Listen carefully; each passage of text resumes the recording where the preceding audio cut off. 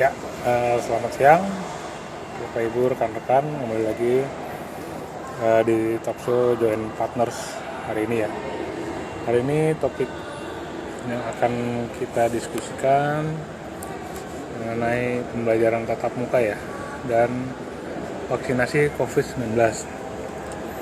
Ya, jadi kita ketahui bersama ya bahwa dari Menteri bersama Menteri Pendidikan bersama dengan kementerian lainnya, ada 4 kementerian itu ya, itu memutuskan untuk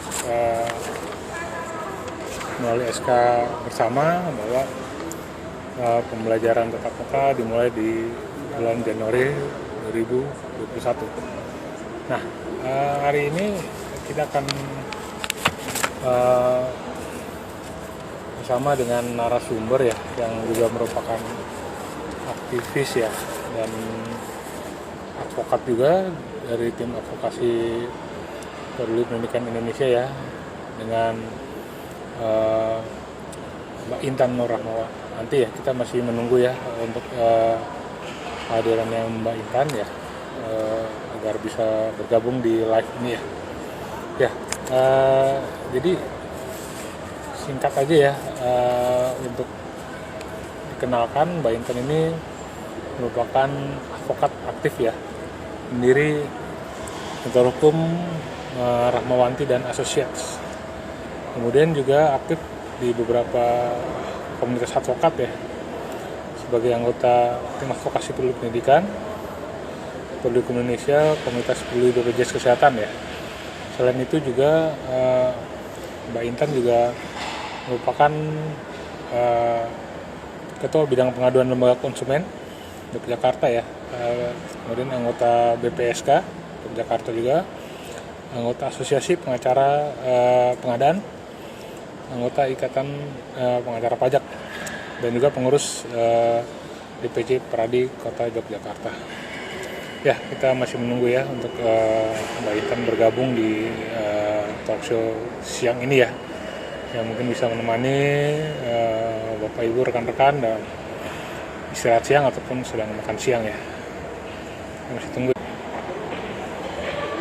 Ya, jadi memang secara singkat ya, bahwa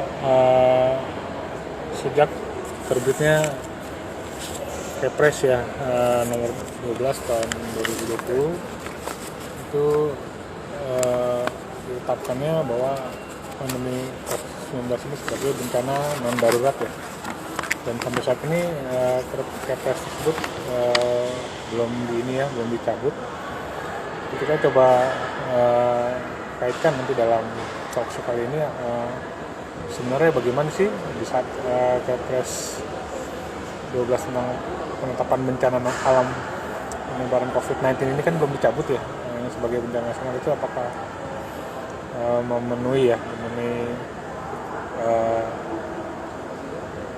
prosedur hukum ya, dalam arti apakah secara sederhana apakah SKB Menteri untuk pembelajaran tatap muka ini bertentangan tidak sih dengan Kepres 12 tahun 2020 ya, karena penetapan bencana non alam ini belum dicabut sampai saat ini ya. Ya, kita masih menunggu ya untuk kehadiran Mbak Intan.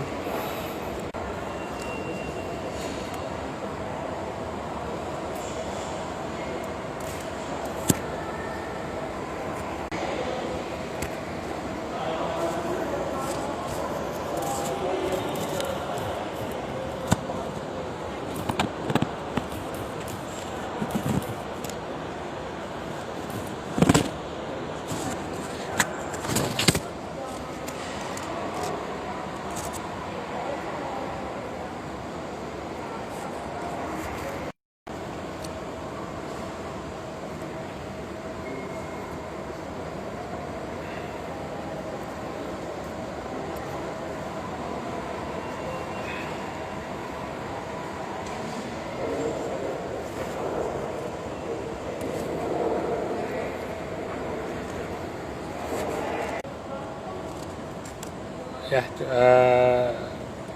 kita masih menunggu ya untuk Mbak Intan bergabung.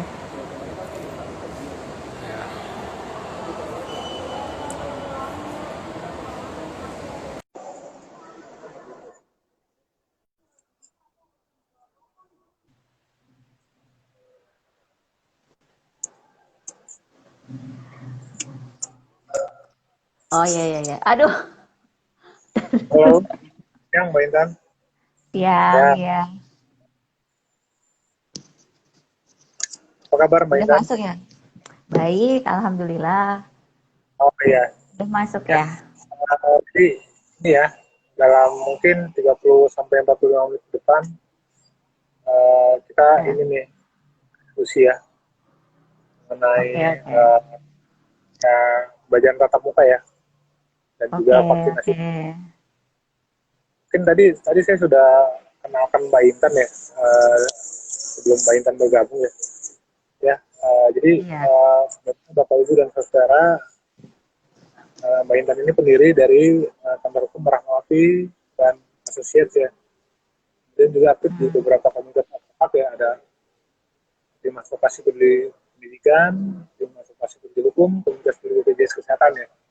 Dan juga Iya. menjadi ketua bidang pengaduan lembaga konsumen Yogyakarta, anggota BPSK Yogyakarta, anggota Asosiasi Pengacara Pengadaan, anggota Ikatan Pengacara Pajak, juga pengurus DPC Pradi Kota Yogyakarta. Ya, Mbak Intan, ini menemani mungkin pemirsa yang akan lagi siang ataupun istirahat siang ya. Boleh Iya. Mbak Intan kita, kita diskusikan nih mengenai pembelajaran tatap muka. Mungkin Mbak Intan banyak ini ya, banyak masukan-masukan mungkin dari mungkin teman-teman yang sesama orang tua murid juga di sekolah, mungkin anak-anak dari Mbak Intan sendiri ataupun mungkin ada aduan yang memang secara pribadi. Gimana tuh Mbak Intan?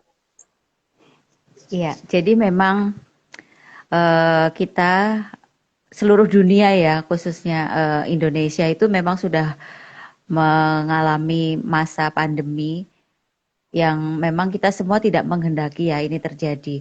Tapi ya, mau nggak mau kemarin sejak awal tahun 2020 ini ternyata ditetapkan sebagai Indonesia mengalami bencana nasional non alam gitu. Di mana bencana tersebut juga ditetapkan oleh pemerintah ya sebagai situasi darurat yang mengakibatkan bahwa perubahan berbagai aktivitas masyarakat itu juga harus dibatasi. Kita sudah mendengar ya langsung dari Satgas COVID ya, COVID-19 bahwa sampai dengan bulan November 2020 ini ya, kalau nggak salah itu korbannya yang meninggal itu sekitar 490 ribuan nyawa itu sudah meninggal karena COVID-19. Itu ribu loh Ya, ya di Indonesia saja gitu, belum di dunia. Dan sampai dengan November ini juga memang kita masih prihatin ya.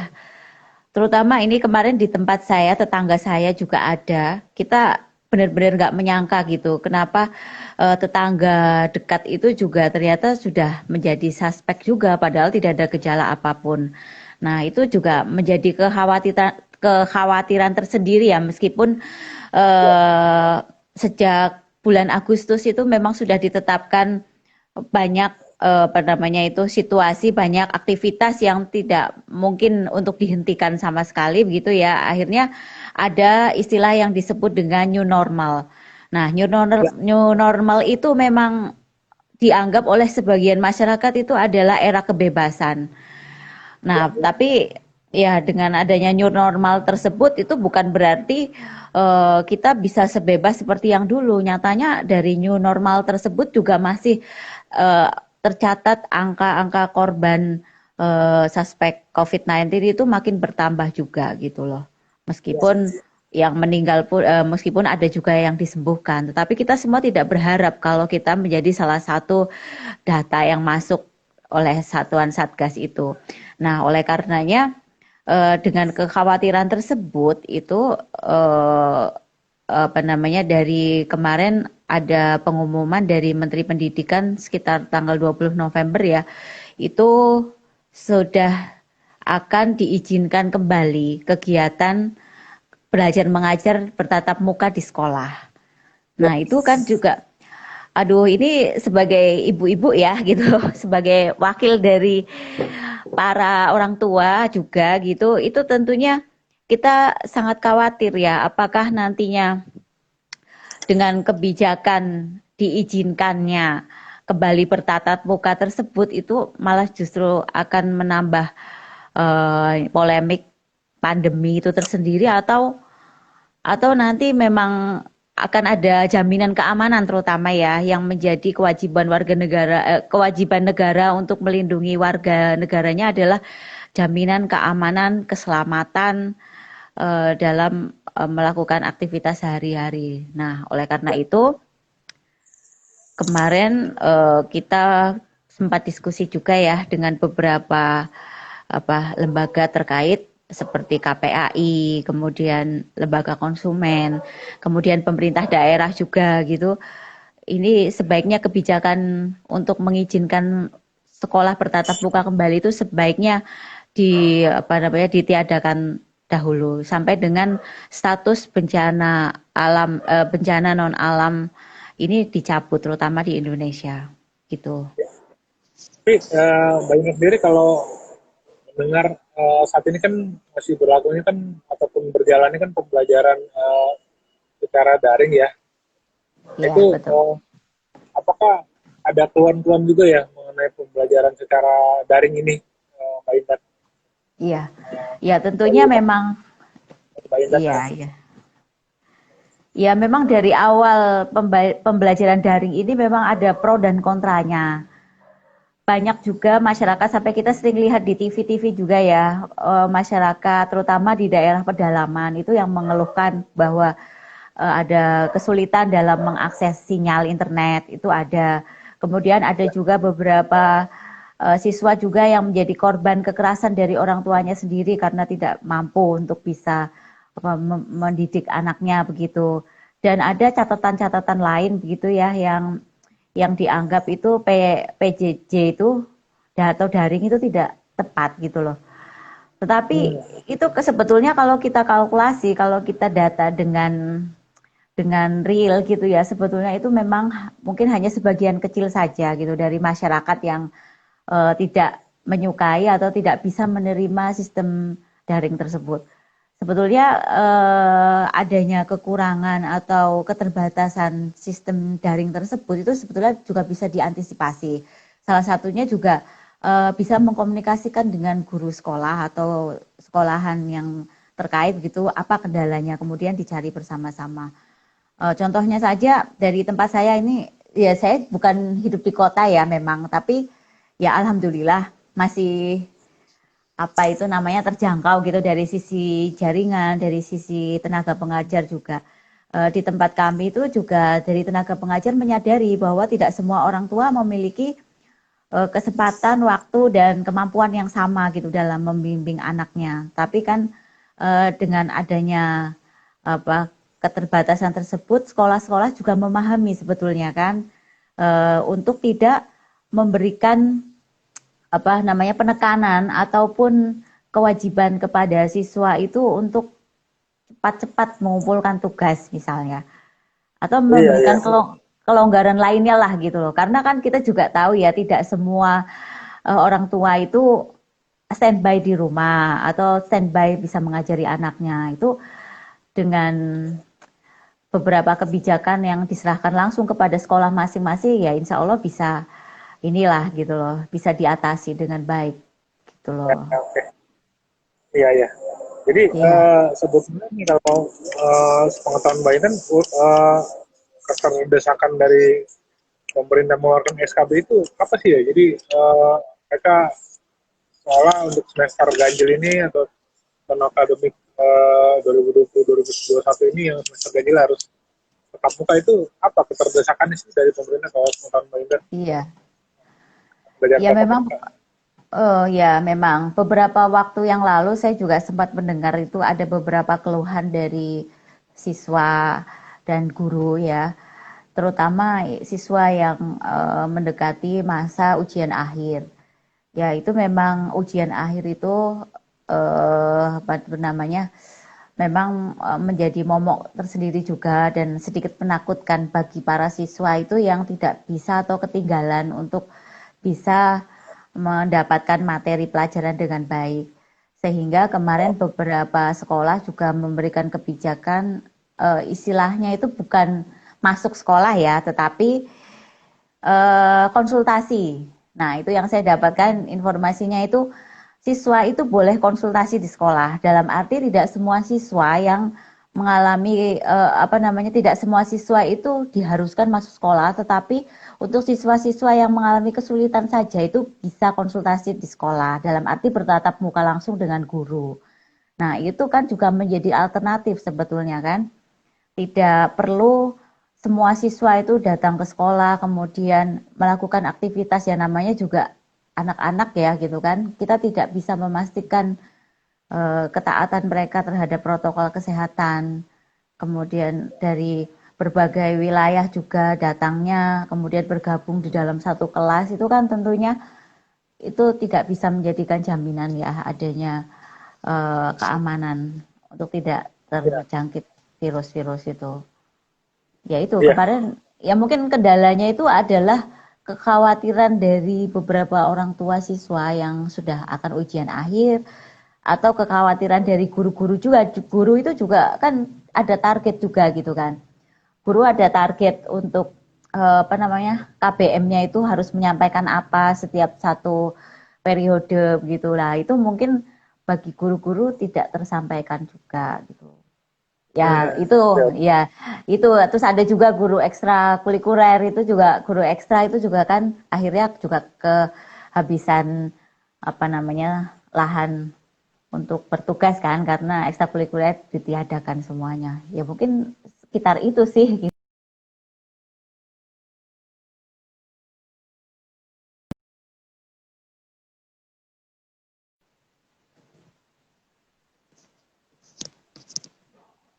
ya, ya, ya, lanjut mainan, sorry.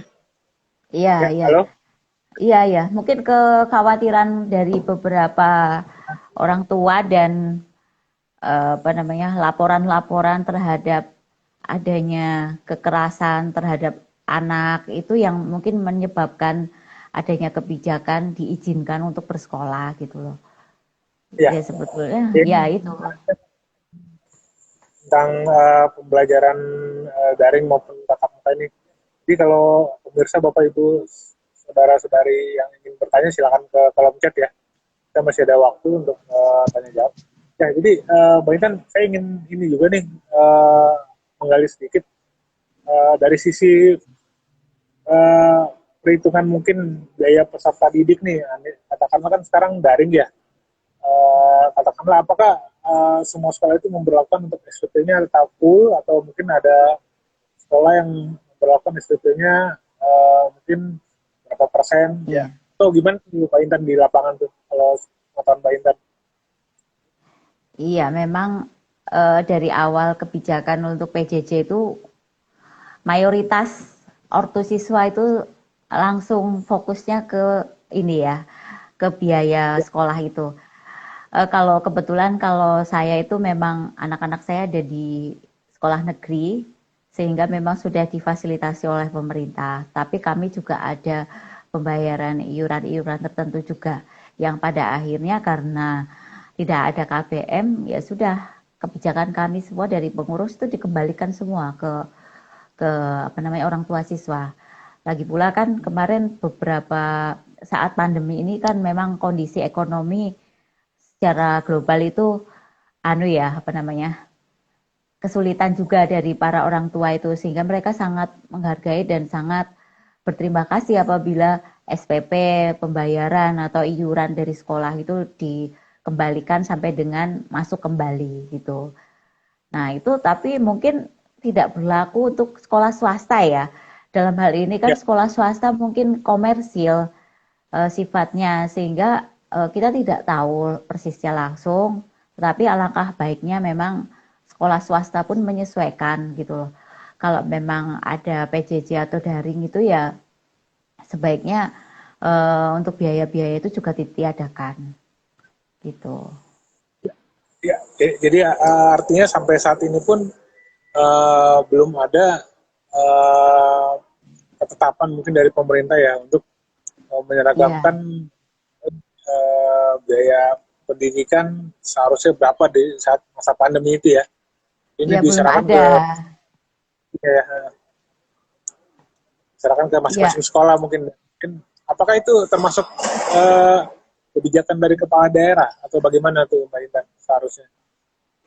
ya kalau untuk kebijakan pembayaran SPP itu kalau memang sekolah negeri itu kan sudah ada undang-undang dan peraturannya ya, peraturan daerah dan undang-undangnya itu memang untuk sekolah negeri itu di-cover oleh dana BOS. Bantuan Ya, operasional sekolah itu dari pemerintah dan dari APBD dan dari APBN. Itu di awal memang sudah dijelaskan ada perinciannya. Nah, itu memang kalau sekolah negeri seyogyanya dan wajib itu tidak boleh diadakan pungutan. Itu no, sudah pasti itu. Nah, tapi kalau ya, sekolah swasta ya memang ya namanya swasta kan itu dikembalikan langsung kepada pengelolanya masing-masing dan lembaga mana sekolah tersebut bernaung ya. Apabila sekolah tersebut misalnya yayasan atau apa bentuk lain begitu kan, memang itu perspektifnya sudah beda ya karena memang untuk komersialisasi ya. Sehingga mungkin kalau menurut saya pemerintah ya paling hanya bisa memberikan himbauan saja gitu. Tapi kalau untuk intervensi kepada kegiatan usaha masing-masing sekolah itu juga menurut saya kurang tepat ya. Karena kan kalau sekolah swasta itu sudah dikelola dan merupakan badan usaha tersendiri gitu dan tidak ada sangkut paut dengan pemerintah. Kalau pemerintah campur tangannya kepada sekolah-sekolah negeri seperti itu. ya. Ya, ini Mbak Intan kita ada pertanyaan nih dari salah satu pemirsa yang masuk ya di kolom eh, question and answer itu pendidikan Ya. seperti apakah yang mampu membentuk karakter peserta didik? Nah, ini gimana nih menurut Mbak Intan nih? Ya, kalau menurut saya nih setelah hampir setahun ya kita mencoba untuk daring dan sebelumnya kita mungkin belum pernah seumur hidup sekolah daring juga ya gitu. Sebetulnya menurut saya eh, adanya tatap muka dan tidak adanya tatap muka itu kualitasnya itu ya tidak ditentukan oleh intensitas kita bertemu. Sebetulnya kualitas pendidikan itu menurut saya adalah yang paling baik adalah tingkat penguasaan materi dari apa namanya anak didik itu sendiri. Kalaupun tatap muka misalnya nih, ternyata anak didik tersebut tidak bisa memahami dan menguasai materi, itu juga sama saja gitu, malah tidak ada gunanya. Tetapi bagaimana caranya masing-masing guru ataupun sekolah ataupun orang tua sekalipun itu kan memberikan pemahaman dan materi kepada anak didik siswa itu yang bisa masuk dan bisa dipahami serta implementatif. Ya kalau menurut saya sih kemarin yang daring itu juga ada nilai positifnya karena apa? Ya dalam hidup ini sebetulnya yang diperlukan itu tidak hanya penguasaan materi secara teoritis semata ya, tetapi juga dibutuhkan life skill, kemudian keterampilan lainnya gitu ya. Memang apa itu namanya? Itu penting sekali gitu loh. Sehingga balance dari guru memberikan materi melalui soal-soal secara teori si anak harus bisa memecahkan juga gitu kan. Dan dari sistem daring itu juga apa itu namanya dimungkinkan juga untuk apa bisa mengakses internet, bisa mengakses dunia maya dengan luasa juga kan. Ya itu malah justru siswa itu akan berkembang secara mandiri gitu loh. Dalam arti Ya, ya mengerjakan soal-soal itu dia juga mencari tahu sendiri kan tidak ada guru juga kan. Orang tua itu sifatnya ya mengarahkan gitu kan. Kalau memang nanti ada kesulitan nanti baru ditanyakan kepada orang tua ataupun guru. Sejauh ini sih menurut saya tidak ada masalah gitu. Cuman memang menjadi tantangan tersendiri ya. Mungkin Pak Johan juga memiliki anak juga yang bersekolah ya. Pak Johan juga mungkin merasakan bagaimana mengajari anak gitu yang biasa dengan gurunya nurut gitu kan. Nah, terus dengan kita orang tuanya sendiri ya biasanya memang agak kesulitan, tapi lama-lama nanti akan terbiasa tersendiri. Kalau kemarin anak saya langsung itu ya akhirnya ya karena orang tuanya tahu sistem memberikan informasinya seperti ini akhirnya mereka mandiri gitu. Mandiri dalam ya, mengerjakan soal-soal gitu. Ya, Ya. begitu sih. Jadi tidak ditentukan oleh intensitas pertemuan, tetapi dari Hmm. kualitas ataupun cara mereka memecahkan soal-soal itu.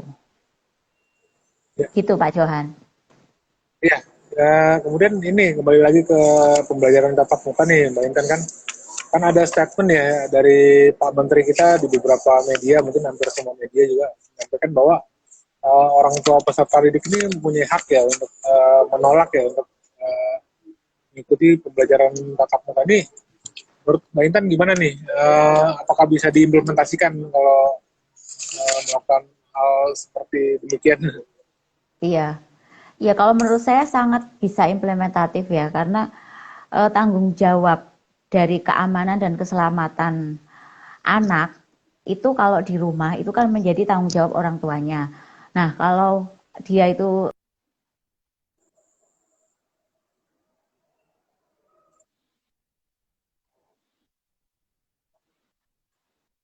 sekolah tersebut gitu loh. Nah, Hmm. ini bisa di skip dulu nggak ya? Soalnya ada telepon.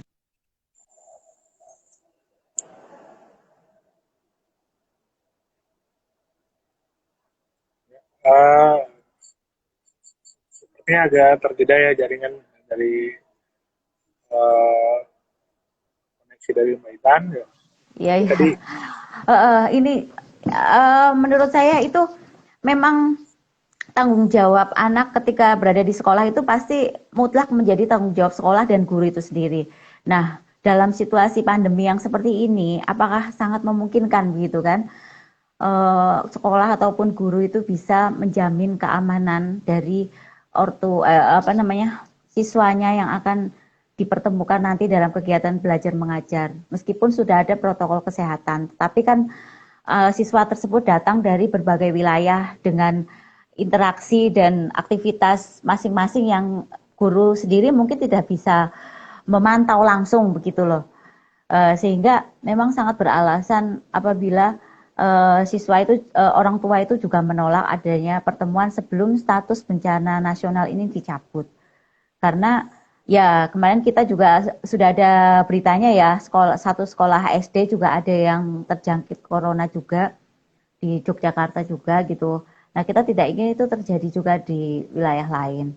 Meskipun nanti mungkin ada tatap muka yang mungkin di apa namanya dibagi pertemuannya atau bagaimana, tapi menurut saya itu tidak bijak jika pemerintah daerah itu nanti akan membuka apa namanya kegiatan belajar mengajar secara tatap muka seperti yang biasanya gitu. Tapi kalau hanya sekedar mungkin boleh konsultasi lah, istilahnya boleh konsultasi begitu, itu menurut saya lebih tepat. Karena itu tidak ada kewajiban atau keharusan ya kalau seperti itu. Tapi kalau sudah diberikan izin, tentunya sekolah juga akan memiliki target gitu loh untuk bisa mendidik anaknya itu secara pertemuan langsung gitu kan. Sehingga siswa juga khawatir kan kalau tidak datang ke sekolah itu nanti bagaimana? Mungkin ada konsekuensi terhadap nilainya, ya kan? Pasti kan begitu ada pengurangan terhadap tugasnya begitu kan? Karena memang beda gitu loh. Ya menurut saya itu kebijakan untuk memberikan izin kepada pemerintah daerah sebaiknya ditunda dulu gitu. ya, ya, Ya, begitu Pak Johan. ya, ya, Mbak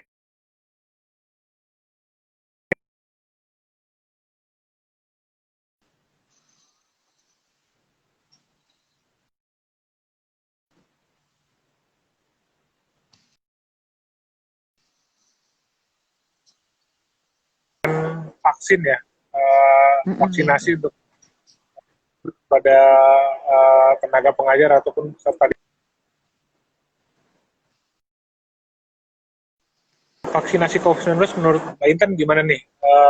Apakah bisa jadi solusi atau apakah memang sebaiknya divaksinasi terlebih dahulu sebelum pembelajaran tatap muka atau sebetulnya vaksinasi untuk COVID-19 ini pun tidak ya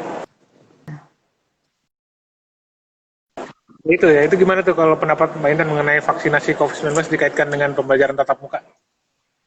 Iya, kalau kita kemarin setelah mendengarkan ini ya pengumuman dari pemerintah tentang vaksinasi itu, kita langsung adakan survei kecil-kecilan nih kepada beberapa kepada responden orang tua. Mayoritas mereka itu soal vaksin itu sebetulnya mayoritas mereka menolak karena apa? Mereka takut gitu kan. Vaksin tersebut kan untuk uji cobanya juga belum bisa dipastikan. Eh, Kemudian tingkat keamanannya apalagi diberikan kepada anak-anak ya, misalnya anak SD atau TK dan lain-lain. Itu mayoritas itu menolak dan bahkan ada yang mengatakan bahwa wah kalau sampai divaksin anakku mendingan anakku saya sembunyikan dulu di rumah gitu loh, nggak boleh sekolah dulu gitu. Ya kan memang mereka juga tahu ya namanya pemberian vaksin itu adalah pemberian virus yang sudah dilemahkan gitu. Ya itu ada kekhawatiran sendiri. Tapi kalau memang nanti dari pemerintah juga akan ada kebijakan memberikan vaksin tersebut ya, ya saran dari kami ini, dari orang tua siswa itu ya sebaiknya yang didahulukan pemberiannya adalah guru-gurunya dulu. Karena guru atau tenaga pengajar dari sekolah itu memang ya memiliki aktivitas dan rutinitas yang lebih banyak daripada anak didik itu sendiri ya gitu. Dan itu dari sisi ininya ya apa namanya subjek pemberiannya. Nah, kalau dari sisi ininya biayanya itu juga ya kita juga harus melihat dan kita harus apa namanya mempertimbangkan juga biaya vaksin itu apakah nanti akan ditanggung oleh pemerintah dengan harga vaksin yang sedemikian mahal. Kalau saya dengar sampai dengan saat ini ya belum belum fix juga sih, cuman kan saya dengar-dengar juga lumayan ada beberapa merek juga gitu. Apakah itu nanti ditanggung oleh pemerintah atau ditanggung oleh masing-masing individu atau siswa gitu. Kalau ditanggung oleh siswa kan kayaknya berat sekali gitu ya, kita benar-benar apa namanya untuk vaksin yang lain pun kalau memang itu memang menjadi kewajiban pemerintah ya demi menjalankan amanat undang-undang juga itu tugas dari negara ya menjamin keamanan dari warga negaranya juga yaitu memang seharusnya itu menjadi beban dari pemerintah bukan dari siswa itu sendiri itu Pak Johan. Ya, jadi artinya vaksinasi ini masih belum ada kepastian ya mengenai Iya, kapan bisa dilaksanakan ya. Seperti itu ya Mbak Intan ya maksudnya ya. iya betul Juga betul. sebetulnya kalau mengenai vaksinasi ini eh, apakah perlu diatur khusus lagi ya Mbak Intan eh, di peraturan Menteri Kesehatan atau apa atau sebetulnya tinggal pelaksanaan aja tuh Mbak Intan kalau secara Oh regulasi di Indonesia. iya, ya untuk hal yang sangat penting seperti itu apalagi menyangkut nyawa ya, itu tentunya sangat penting regulasi yang menaungi dari pelaksanaan pemberian vaksin tersebut. Kita selama ini pemberian vaksin yang diwajibkan oleh pemerintah saja seperti polio, HIV dan lain sebagainya itu juga ada regulasinya yang memayungi ya. Paling tidak itu peraturan Menteri Kesehatan gitu loh. Sehingga di dalam peraturan tersebut kalau menurut saya sih malah undang-undang juga itu cocok juga gitu. Karena dari undang-undang tersebut kemudian nanti muncul peraturan-peraturan lain itu terkait dengan teknis-teknisnya. Kemudian dari teknis tersebut itu nanti ada petunjuk-petunjuk bagi tenaga medis atau siapapun yang nanti akan memberikan vaksin tersebut ya. Sehingga nanti juga di dalam peraturan atau regulasi tersebut itu dicantumkan sanksi juga tentunya kan.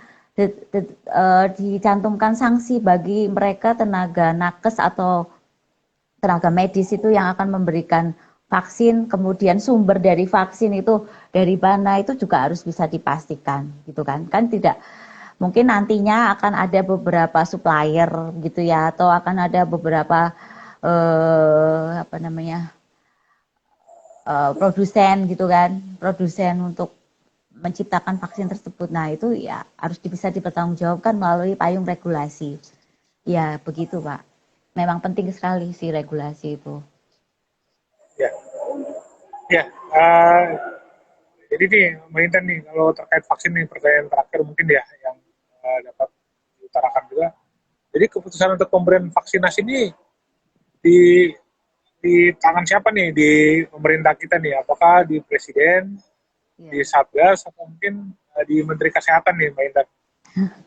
Ya kalau menurut saya orang status dari bencana alamnya juga itu dunia ya yang memutuskan bahwa ini bencana gitu. Kemudian dari masing-masing negara memperkuat lagi sebagai bencana nasional gitu ya. Nah, ini vaksin itu kan adalah salah satu metode untuk penanggulangan bencana tersebut.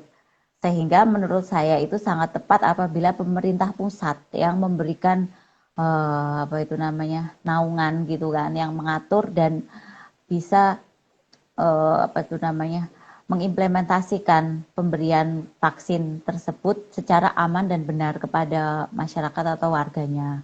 Gitu. Kalau pemerintah daerah itu hanya sifatnya administratif saja sesuai dengan Undang-Undang Administrasi Pemerintahan ya.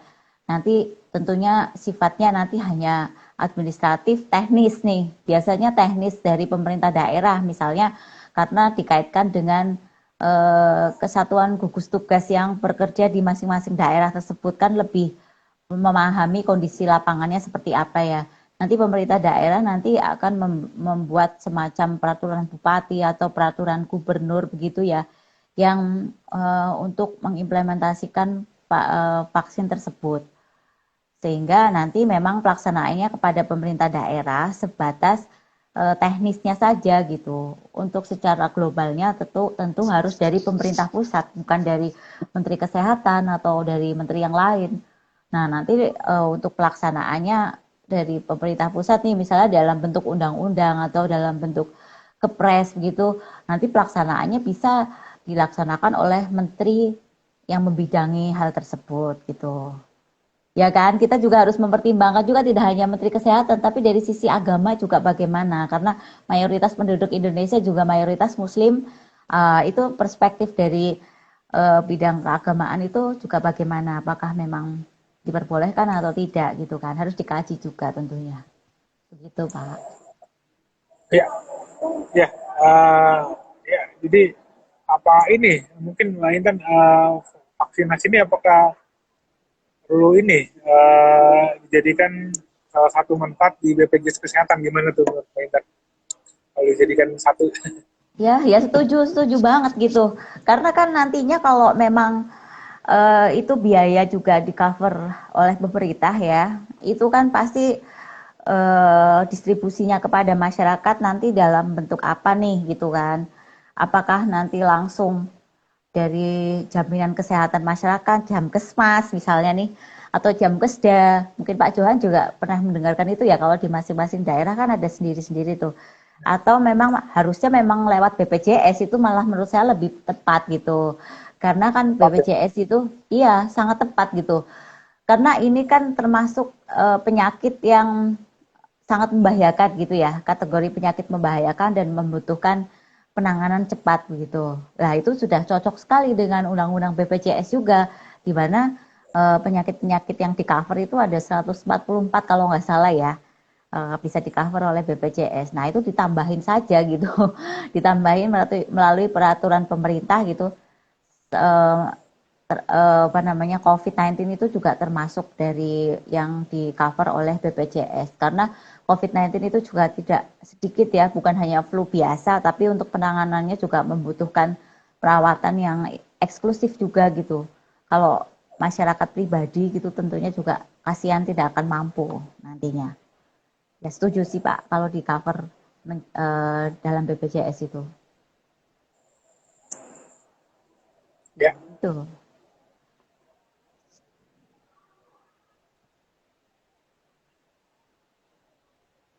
ya. Mbak Intan apa masih ini? Iya, Masih ya. Mbak Intan, ya memang menarik ya ini tentang uh, pembelajaran tatap muka dan vaksinasi ini. rasanya nggak cukup ya kalau kita cuma sebentar Iya, di live. ini udah 1 jam ini. Karena di penghujung acara boleh kita minta closing statement nih ya tentang topik hari ini mengenai pembelajaran tatap muka dan vaksinasi COVID-19. Silakan Mbak Intan. Oke, usulan kami kepada pemerintah, ini juga kami memberikan usulan itu juga kami memberikan usulan juga setelah melalui survei juga gitu, survei kecil-kecilan juga kepada mayoritas orang tua siswa, sebaiknya kegiatan belajar mengajar melalui tatap muka ini itu ditiadakan terlebih dahulu sampai dengan status bencana non alam COVID-19 ini dicabut. Itu demi keamanan dan keselamatan warga negaranya sebagaimana menjadi kewajiban dari negara tersebut untuk melindungi warga negaranya. Nah, terkait dengan vaksinasi COVID-19, itu juga kami sangat apresiasi kepada pemerintah yang sudah berupaya juga memberikan solusi dan jalan keluar atas penanggulangan bencana ini. Tetapi kami minta nanti juga sesuai dengan tugas negara juga nih, itu juga menjadi tanggung jawab dari negara juga untuk menjamin warga negaranya apabila nanti terkena COVID-19 ini kemudian untuk bisa di-cover melalui dana APBN maupun APBD yang diimplementasikan melalui regulasi terkait gitu.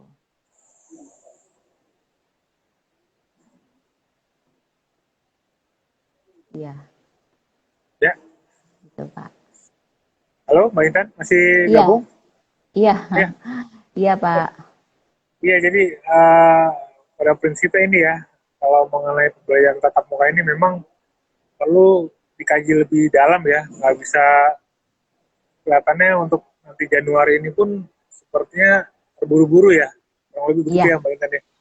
iya betul. Kemudian mengenai vaksinasi COVID-19 ini memang sebaiknya pemerintah menanggung ya untuk vaksinasinya ya, Betul, betul.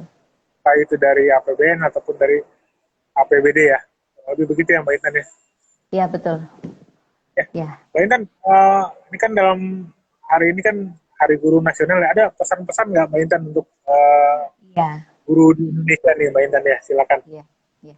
Ini pas banget ya Pak Johan untuk memberikan talk show di Hari Guru bertepatan bersamaan dengan tema yang diambil itu tatap muka.